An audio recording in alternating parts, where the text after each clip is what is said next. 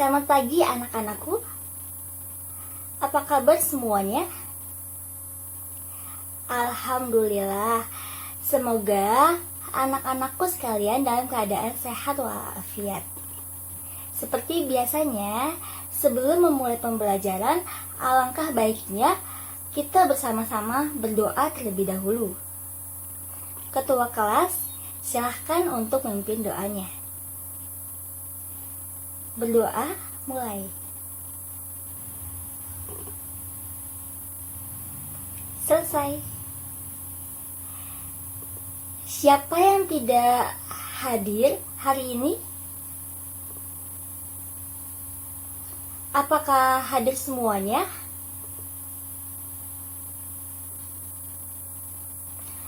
Alhamdulillah jika semuanya hadir. Ibu absen dulu ya. Ardinda Rianti, Asep Kusuma Putra, Belia Rahayu, Caca Anisya, Didi Jordan Rahaja, Fani Ramadhani, Gilang Puspita Ningrum, Hasna Abidah Rashid, Jessica Sabila,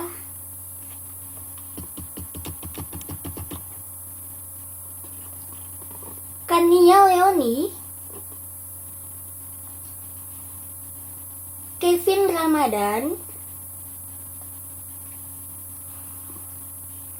Intang Habibah,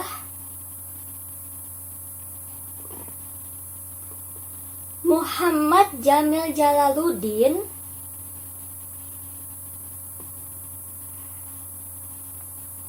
Nazifa Sahara,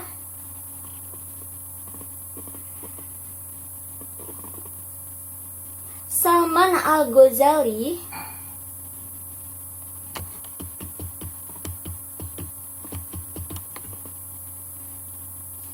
Baik, senang sekali Ibu bisa bertatap muka dengan anak-anakku semuanya. Ibu ingin bertanya nih, apakah di sini sudah ada yang mengenal Ibu? Belum ya? Nah, seperti kata pepatah, tak kenal maka tak sayang, tak kenal juga maka tak cinta.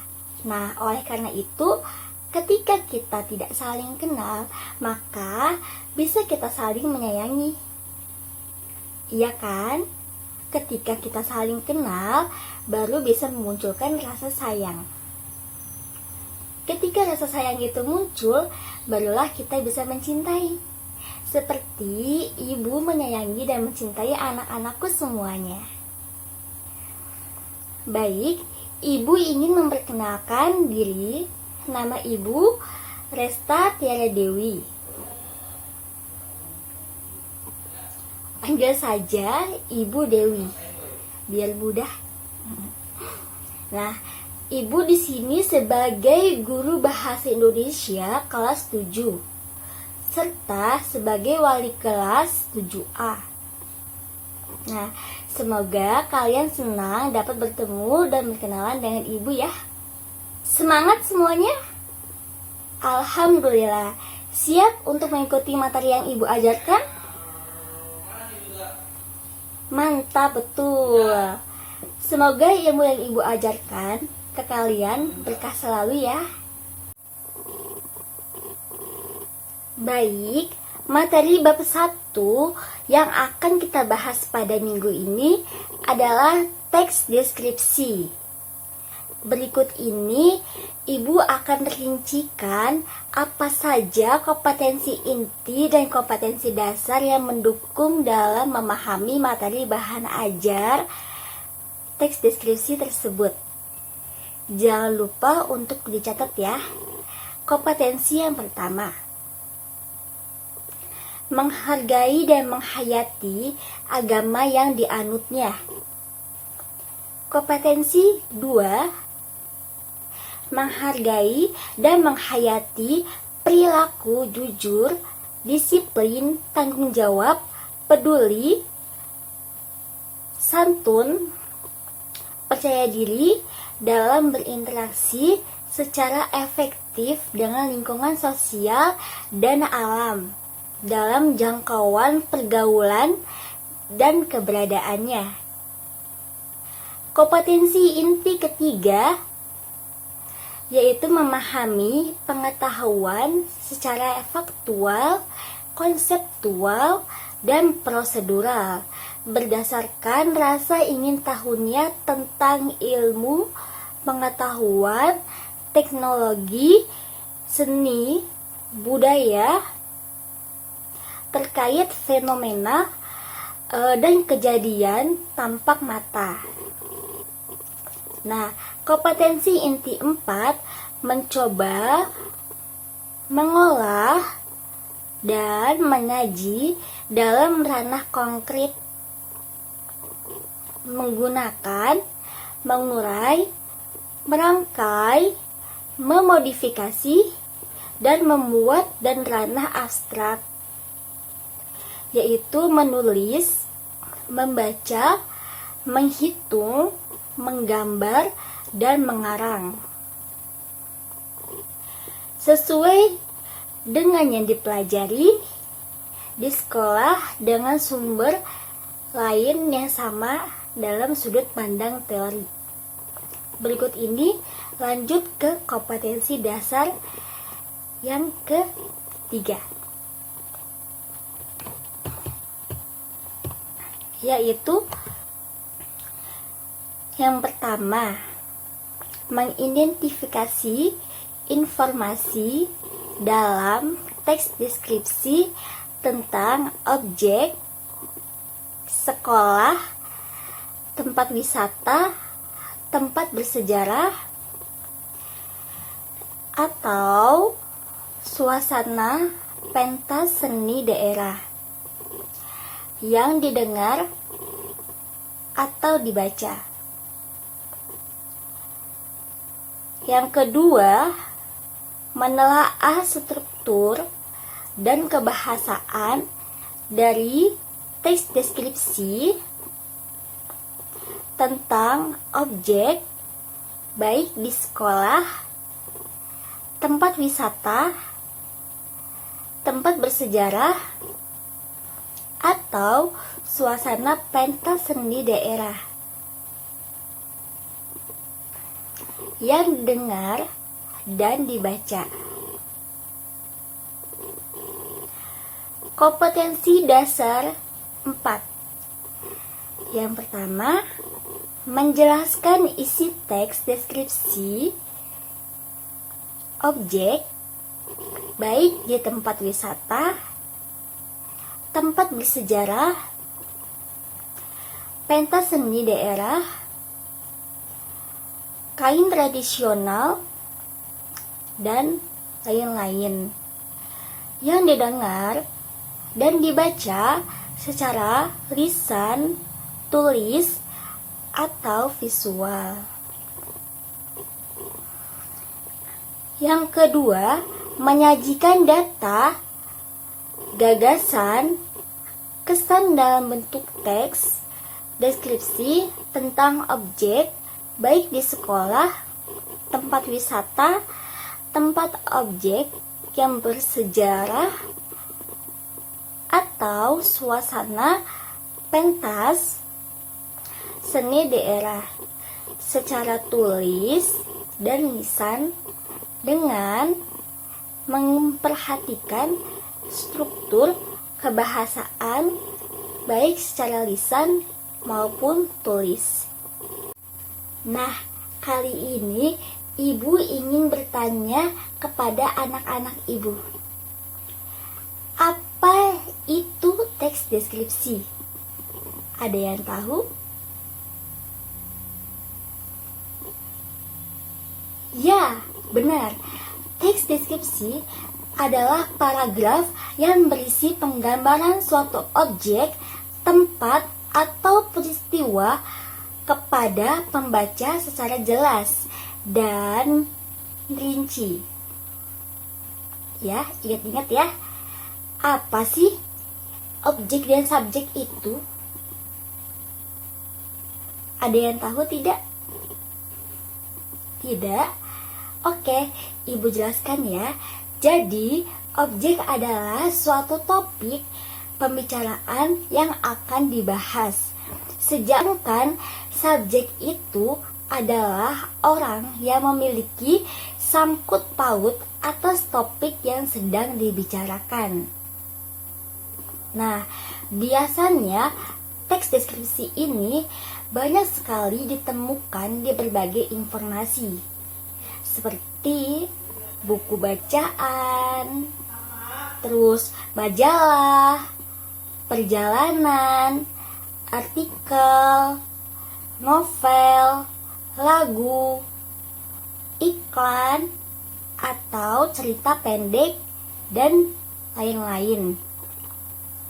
Adapun ciri umum teks deskripsi yaitu: pertama, berisikan penggambaran atau penjelasan suatu objek. Kedua, penggambaran atau penjelasan suatu objek yang menjadi topik dituliskan secara detail atau terperinci sehingga pembacanya mengerti secara jelas apa yang digambarkan di dalam teks tersebut. Ketiga, pembaca ini seolah-olah merasakan, melihat, mendengar, atau mengalami langsung apa yang disajikan di dalam teks tersebut. Yang keempat, menjelaskan objek berdasarkan warna, bentuk, ukuran, dan ciri-ciri fisik maupun psikis objek secara detail.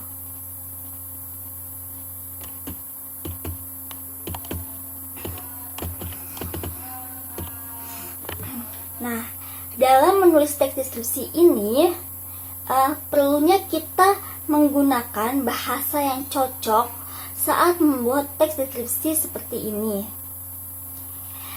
Yang pertama, pastinya menggunakan kata-kata khusus yang menggambarkan suatu objek. Dapat ditandai dengan warna merah, kuning, atau hijau pada setiap topik-topik yang penting dalam teks deskripsi tersebut. Kedua, menggunakan kalimat rinci untuk menggambarkan suatu objek. Ini sudah pasti ya. Yang ketiga, menggunakan kata sinonim dengan emosi kuat. Keempat, menggunakan majas untuk melukiskan secara konkret atau nyata. Ya. Dan yang terakhir, teks deskripsi yang memunculkan kata ganti orang. Nah, tak hanya ciri-ciri pada teks deskripsi saja, tapi kita harus mampu mengetahui jenis-jenis yang terdapat pada teks deskripsi. Ada yang tahu jenis-jenis teks deskripsi itu apa saja? Ya, benar. Ditinjau dari bentuknya, teks deskripsi ini dibedakan menjadi dua kategori, yaitu teks deskripsi yang berdiri sebagai teks dan teks deskripsi yang menjadi bagian teks lain, yaitu seperti cerita pendek, novel, lagu, iklan. Ya, itu biasanya terdapat pada bagian teks yang lain dalam teks deskripsi. Nah, sementara berdasarkan objeknya, teks deskripsi ini dapat dibedakan menjadi 3 jenis.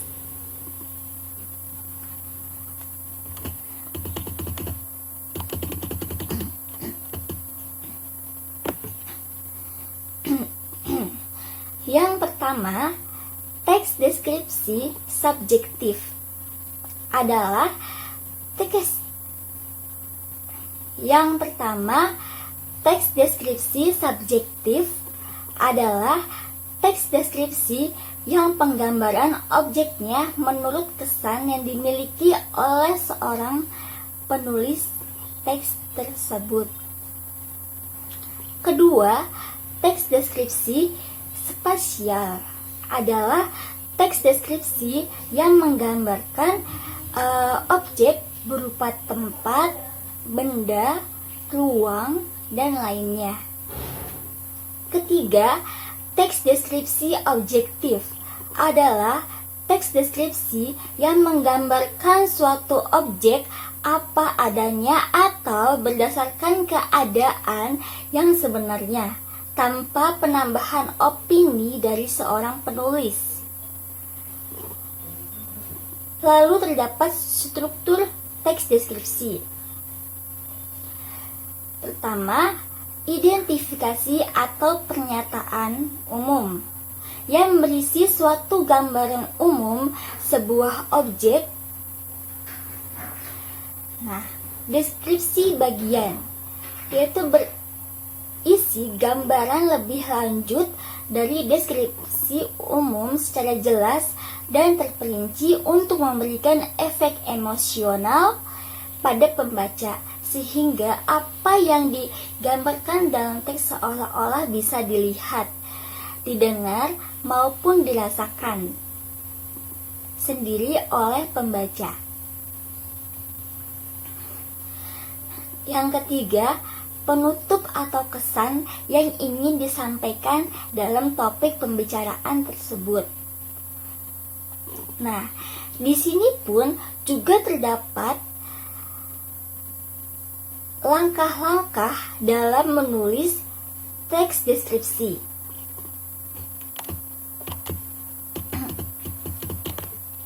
Di antaranya, yang pertama, memilih tema atau topik yang menjadi dasar suatu penggambaran. Nah, di bagian ini, penulis ini harus fokus pada tema atau topik yang digambarkan dalam teks deskripsi.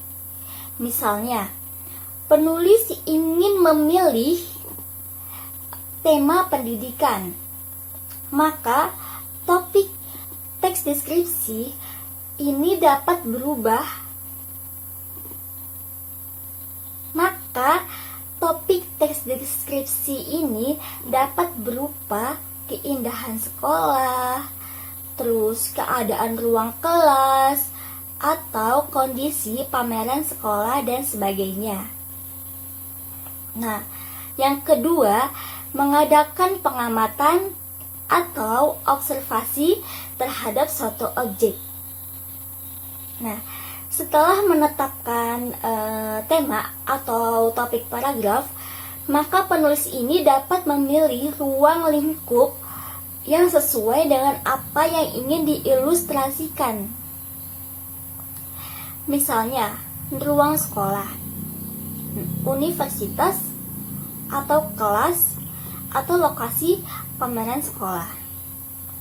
Nah, agar lebih maksimal, maka penulis ini harus benar-benar mengamati secara langsung objek tersebut dan mencatat hasil secara detail mengenai peristiwa, suasana, atau benda yang ada di sekitar objek tersebut.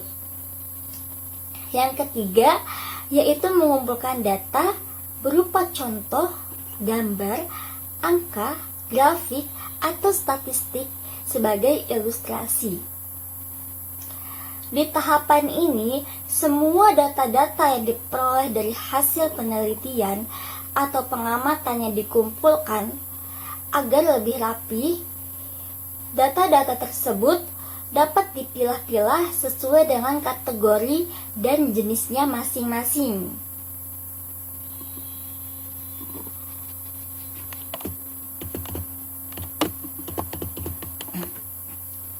Lalu yang keempat, yaitu menetapkan pola pengembangan dan sesuai.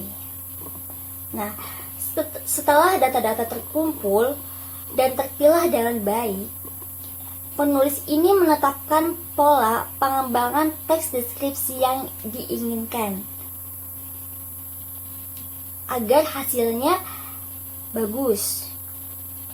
Lalu, yang kelima, menyusun kerangka paragraf berupa gagasan dasar dan gagasan penjelasan. Di tahapan ini, penulis menetapkan ide-ide pokok setiap paragraf yang akan disusun. Tujuan dari gagasan pun disiapkan ini untuk mendukung gagasan dasar pada ide pokok. Nah, proses ini menjadi suatu fondasi utama sebelum masuk ke proses penulisan kerangka paragraf. Keenam, yaitu mengembangkan kerangka menjadi paragraf utuh menggunakan kalimat logis dan padu. Di bagian ini juga, penulis menggabungkan kalimat-kalimat yang mengandung gagasan dasar dan penjelas dengan menggunakan kata penghubung yang sesuai sehingga kalimat dan paragraf yang tercipta ini menjadi logis dan padu. Dan yang terakhir, yaitu yang ketujuh, adalah menyunting teks paragraf deskripsi. Nah, langkah terakhir ini di bagian pengembangan teks atau paragraf, yaitu penyuntingan.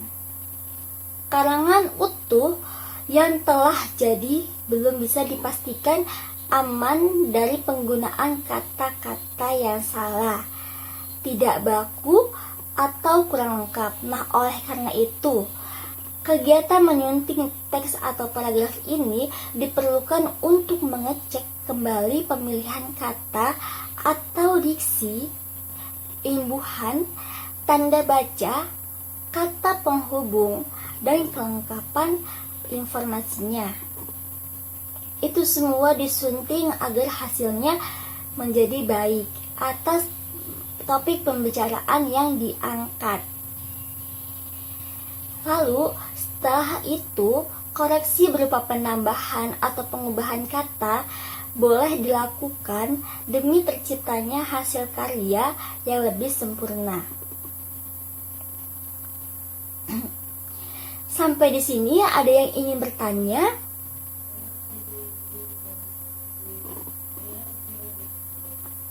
Tidak? Sudah jelas?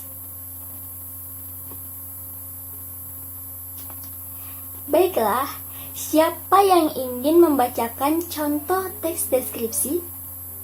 Hayo tepuk tangan, siapa yang berani maju ke depan?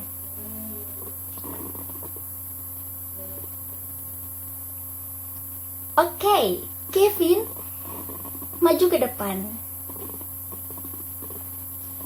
Bacakan contoh teks deskripsi yang berjudul Ayah Panutanku. Ayah panutanku.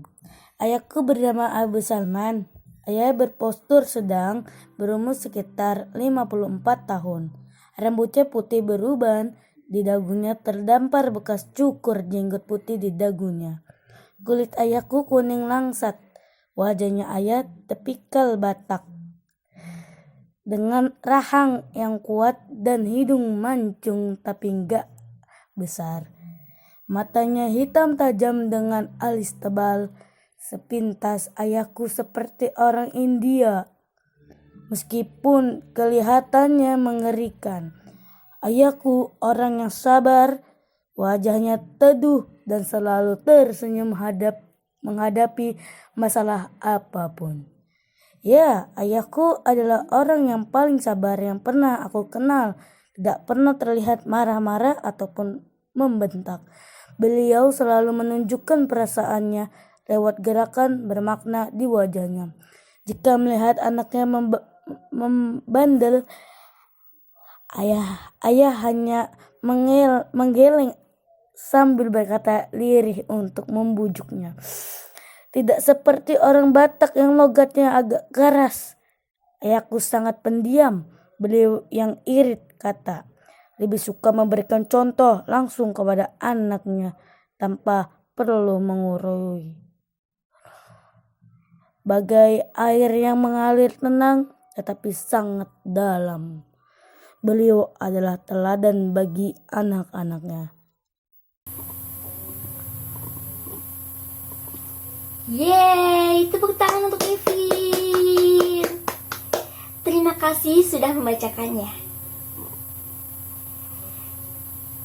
Baik, seperti yang tadi sudah dijelaskan mengenai teks deskripsi yang berjudul Ayah Panutanku.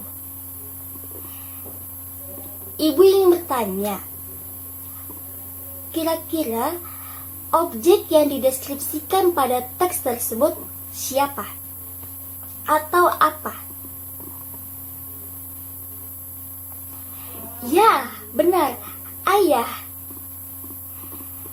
Tujuan teks tersebut mengisahkan apa? Ya, betul sekali, menggambarkan sosok seorang ayah. Lalu rincian yang terdapat dalam teks tersebut apa saja? Ya, benar, apa? Sifat sabar ayahku, betul. Kedua, ciri fisik ayahku, betul. Yang ketiga, memberikan teladan. Lalu perasaan terhadap objek yang terdapat dalam teks deskripsi tersebut apa? Perasaan yang dirasakan dalam teks tersebut itu apa? Ya, benar, kagum dan bangga. Alhamdulillah kalian mengerti ya semuanya. Sebelum mengakhiri pembelajaran, saya ingin membagikan 3 kelompok. Masing-masing kelompok terdiri atas 5 orang. Nah, untuk pembagian kelompok, ingin ibu yang menentukan atau kalian? Baiklah, jika seperti itu, nanti untuk ketua kelas, tolong kasih data kelompok ke ibu ya, ibu tunggu. Nah, tugasnya adalah kalian mencari contoh deskripsi lalu didiskusikan secara bersama-sama sesuai kelompok yang sudah dibagikan. Nah, jangan lupa untuk mencantumkan setiap sumbernya. Bacalah contoh deskripsi dengan teliti, lalu kalian menentukan ciri teks deskripsi dari segi isi dan tujuan teks deskripsi tersebut. Paling lambat minggu depan ya dikumpulkan sesuai dengan mata pelajaran kita di hari Selasa. Sumber buku yang ibu gunakan untuk referensi kalian yaitu buku siswa mata pelajaran Bahasa Indonesia, penulisnya yaitu Titik Harsiati ya. Yang pastinya buku Kurtilas. Nah, selain itu kalian diwajibkan untuk memiliki buku lebih dari 1. Tidak hanya terpadu 1 buku saja, tapi kalian boleh lebih dari 1 ya. Nah, tapi ibu ingin kalian memiliki banyak referensi buku untuk belajar agar pengetahuan serta wawasan kalian bertambah ya. Nah, baik, pertemuan minggu ini saya akhiri. Sampai jumpa untuk bertatap muka dengan saya di pekan depan. Mohon maaf bila ada kesalahan kata-kata dalam penyampaian materi, mohon dimaafkan. Nah, bila ada yang kurang jelas dalam penyampaian materi tadi, bisa ditanyakan langsung melalui ibu, ya. Nah, tidak perlu sungkan, anak-anakku. Semoga penyampaian materi yang tadi ibu sampaikan dapat bermanfaat buat kalian dan pastinya berkah. Amin ya rabbal alamin. Nah, sekian, terima kasih. Wassalamualaikum warahmatullahi wabarakatuh.